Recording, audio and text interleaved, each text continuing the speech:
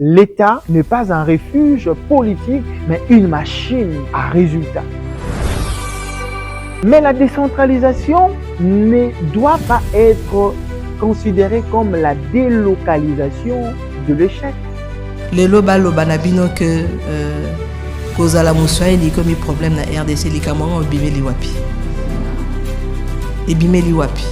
Baswahili bazali baza ebele bazo vivre normalement même na Kinshasa. Sikoyo eloko nde toboyi eza batu oyo bazo manipuler population pour justement aller faire ces exactions là. Et c'est pour ça qu'il faut être très attentif et très prudent. Tout ce qui n'est pas dans les discours, mais plutôt dans les décisions, des fois difficiles. Que la politique est l'art du possible, mais aussi de la responsabilité. Être nommé n'est pas être capable. Être loyal, ne pas être compétent. La victoire donne le pouvoir, la compétence, elle, donne le résultat. Chef de l'État, Félix-Antoine Tshisekedi, doit donc, à mon avis, évaluer objectivement le travail de chaque personne qui travaille sous son impulsion.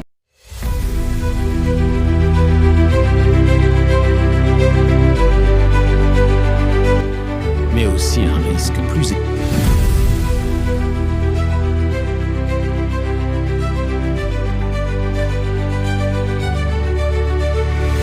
Posez des questions, commentez, likez et surtout abonnez-vous pour nous donner la force de défendre la République démocratique. Ici le citoyen démasqué de la RDC, mesdames et messieurs, bienvenue dans votre tranche tant attendue. Vous avez toujours l'habitude de nous suivre, de nous réserver un retour assez piquant de fois. Vous nous critiquez avec sévérité. C'est justement pour ça que nous faisons ce travail, parce que nous avons besoin d'améliorer chaque fois que nous serons en train de venir vous présenter ces plats que nous avons concoctés avec notre façon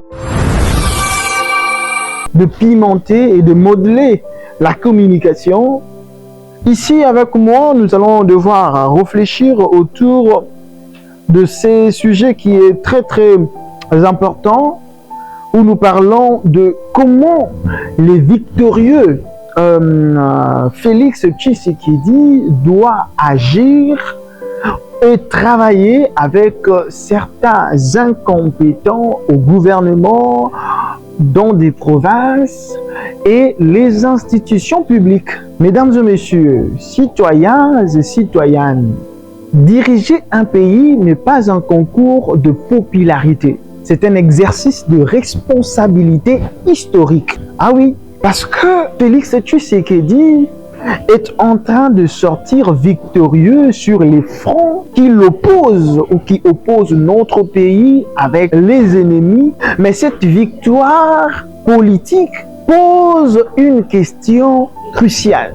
Que faire quand l'appareil de l'État est tiré vers le bas par l'incompétence? Eh bien, par rapport à ma réflexion très poignante, très profonde, Hannah Arendt qui dit, je paraphrase, le pouvoir naît quand les hommes agissent ensemble. Il disparaît lorsque ces hommes se dispersent. La dispersion par l'incompétence est un danger national. Aujourd'hui, avec moi, votre citoyen démasqué, nous allons ensemble démasquer. Oui, nous allons démasquer. La problématique n'est pas la victoire, mais plutôt la gouvernance. Votre citoyen démasqué que je suis, je vous parle avec clarté, avec des mots simples mais profonds. Parce que la RDC ne souffre pas d'un manque de loi, elle souffre plutôt d'un déficit d'exécution. des ministres sans vision, des gouverneurs sans résultat, des animateurs publics sans culture de performance. Ah oui, Max Weber, père de la sociologie moderne, rappelait tantôt que la politique est l'art du possible, mais aussi de la responsabilité. Être nommé n'est pas être capable. Être loyal, ne pas être compétent. La victoire donne le pouvoir, la compétence, elle, donne le résultat. Le chef de l'État, pendant ce temps, face à l'incompétence, que doit-il faire? Nous le suggérons d'ajouter la dose de fermeté sans humiliation. Oui, parce qu'un président victorieux ne gouverne pas par la colère. Il gouverne avec la méthodologie. Il s'agit là d'une méthode. C'est que Sankara Thomas a dit un jour, on ne peut pas conduire une politique de transformation avec des hommes et des femmes qui pensent comme hier. C'est-à-dire, ces femmes, ces hommes vont vous ramener au passé que personne ne voudra revivre. Chef de l'État, Félix-Antoine Tshisekedi, doit donc, à mon avis, évaluer objectivement le travail de chaque personne qui travaille sous son impulsion, dans son régime. Il doit corriger son spectacle, il doit remplir son état, il doit remplacer, voulais-je dire, son état d'âme, quand l'intérêt national l'exige. Ah oui, la République démocratique du Congo n'est pas une sorte ou une maison de repos pour des incapables. C'est un outil de transformation nationale. L'État n'est pas un refuge politique, mais une machine à résultats.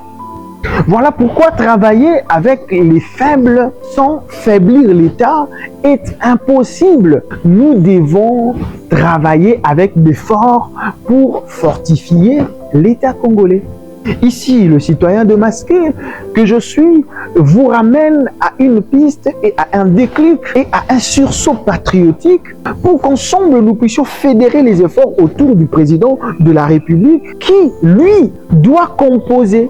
Mais cette composition ne veut pas dire capituler. Sun Tzu, un grand penseur chinois, a dit que le chef habile utilise les capacités de chacun, mais limiter sans dépendre de leur faiblesse. Quand il s'agit de faiblesse, concrètement, nous devons l'examiner et le mettre dans la balance par rapport aux objectifs clairs et mesurables, par rapport au contrôle permanent, par rapport aux sanctions administratives réelles. Et c'est à ce moment-là qu'on dira « fini l'impunité bureaucratique ». Chers gouverneurs, chères institutions, les animateurs des institutions, la décentralisation et la responsabilité doit être le socle et le rythme qui doit suivre nos différentes politiques de gestion. Parce que la RDC est un État unitaire fortement décentralisé. Mais cet État est centralisé. Pourquoi? C'est parce que la RDC est un État très vaste. Mais la décentralisation ne doit pas être considérée comme la délocalisation de l'échec. Les loba na bino que kozala muswahili comme problème na RDC likamamo bimeli wapi. Et bimeli wapi. Baswahili bazali baza ibele bazo vivre normalement même na Kinshasa. Sikoyo eloko nde toboyi eza batu oyo bazo manipuler population pour justement aller faire ces exactions là. Et c'est pour ça qu'il faut être très attentif et très prudent. Même vous qui êtes à l'extérieur, en fonction de comportement na bino batu mususu ba pour récupérer baloba botali bomoni basala ki boy. Wana eza ceux qui baka ezali eza baka isolé et comme mokonzi mboka lobi ye moko alobaki yango Bakawana, il faut tout landelango, tout sanctionner. Parce que Moutou O Aza Congolais, on ne peut pas lui refuser le fait d'être Congolais. Et nous n'avons pas de problème avec les Baswahili, avec les Bangala, avec les Bakongo, avec les Baluba. Nous sommes tous des Congolais.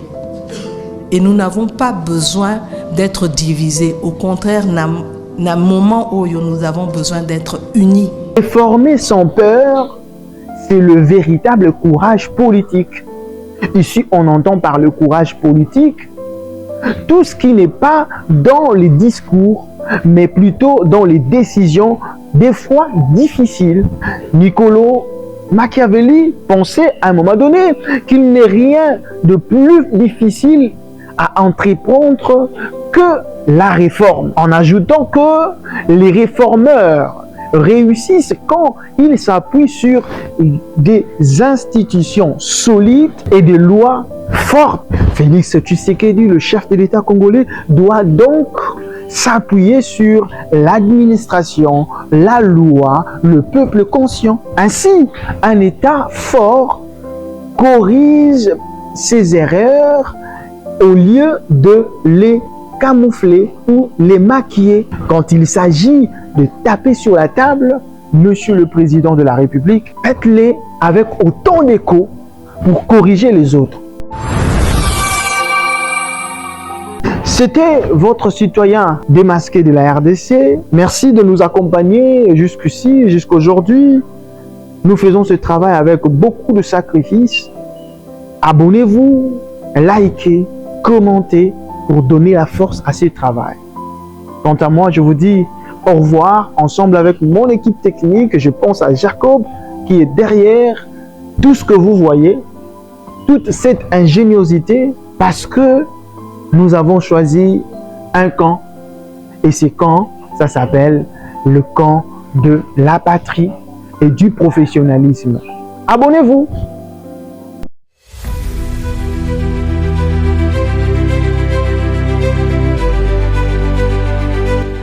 Mais aussi un risque plus élevé.